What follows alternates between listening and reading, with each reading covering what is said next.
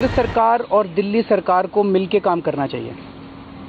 केंद्र सरकार और दिल्ली सरकार मिलकर काम करेगी तभी दिल्ली के लोगों का फ़ायदा होगा, तभी दिल्ली का विकास होगा। हमने उन्हें बताया कि किस तरह से पिछले 6 महीने के अंदर 25 से 30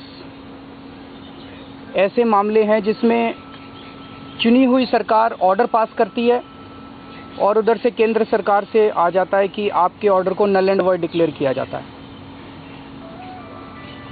हमने कहा वो तो स्वयं प्रधानमंत्री जी, माननीय प्रधानमंत्री जी खुद गुजरात के मुख्यमंत्री रह चुके हैं। ऐसे कितनी बार हुआ होगा कि गवर्नर ने गुजरात के सरकार के ऑर्डर्स को नल एंड वॉइड किया होगा। एक भी ऐसा किस्सा नहीं है। जब वो खुद गुजरात के मुख्यमंत्री थे तो केंद्र सरकार में कांग्रेस की सरकार थी। ऐसी कितनी बार हुआ होगा कि कांग्रेस सरकार ने गुजरात की चुनी हुई सरकार के ऑर्डर्स को नल एंड वॉइड किया होगा। एक भी ऐसा किस्सा नहीं है। तो दिल्ली के अंदर जब ये किया जा रहा है, ये इतिहास में पहली बार हो रहा है। फिर हमने उन्हें बताया कि किस तरह से एंटी करप्शन ब्रांच है जिसमें 8 जून के पहले कितना अच्छा काम कर रही थी एंटी करप्शन ब्रांच। दिल्ली के अंदर आम आदमी कहने लग गया था कि उसका बिना पैसे के काम होना चालू हो गया। पहली बार देश में ऐसा हुआ था कि कोई सरकार आई और 3 महीने के अंदर उन्होंने भ्रष्टाचार पे इतना काबू पा लिया था। एक आम आदमी की ज़िंदगी सहूलियत हो गई थी। हमने कहा 8 जून को एक निहायत ही भ्रष्ट अफसर को एसीबी का चीफ बना के भेज दिया गया। पैरामिलिट्री फोर्स से कब्जा कर लिया गया एसीबी को। इससे किसका फ़ायदा हुआ?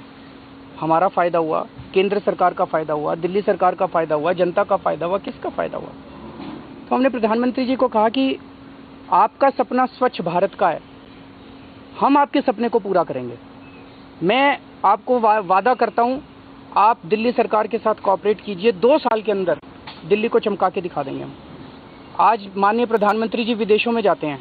विदेशों में कितने देशों में कितनी साफ सफाई देखते हैं, लेकिन जब विदेशों के राष्ट्रपति दिल्ली में आते हैं तो दिल्ली के अंदर कितनी गंदगी देखते हैं।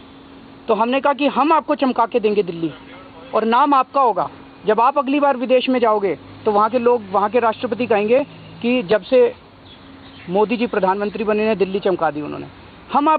आप स्किल इंडिया चाहते हैं, हम दिल्ली में स्किल इंडिया करके दिखाएंगे।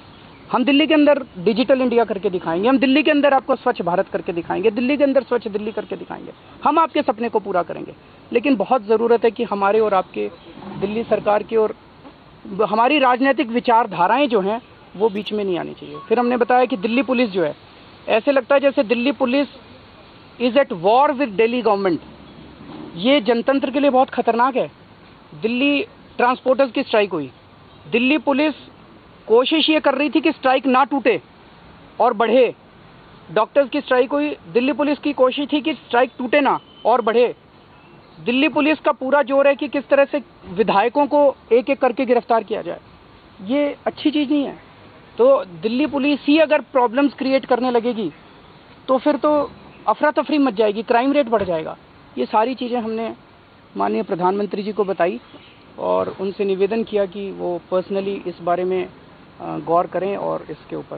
प्रधानमंत्री जी ने क्या आश्वासन दिया? उन्होंने सुना और उन्होंने कहा कि वो अभी बोले मैं सुन रहा हूँ, मैं फिर देखता हूँ। सर एक और सवाल है, कल जो घटना हुई छेड़खानी की लड़की के साथ, ये उसको बाद में, अभी तो इतना ही।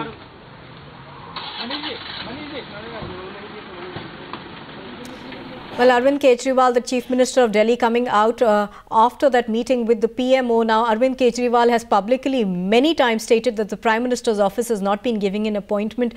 Also going on to say that the ACB is deliberately being, its powers are deliberately being taken away. But also saying that though the Prime Minister listened to him patiently, he did not give him any sort of assurance as to how things could improve perhaps between the centre and the state.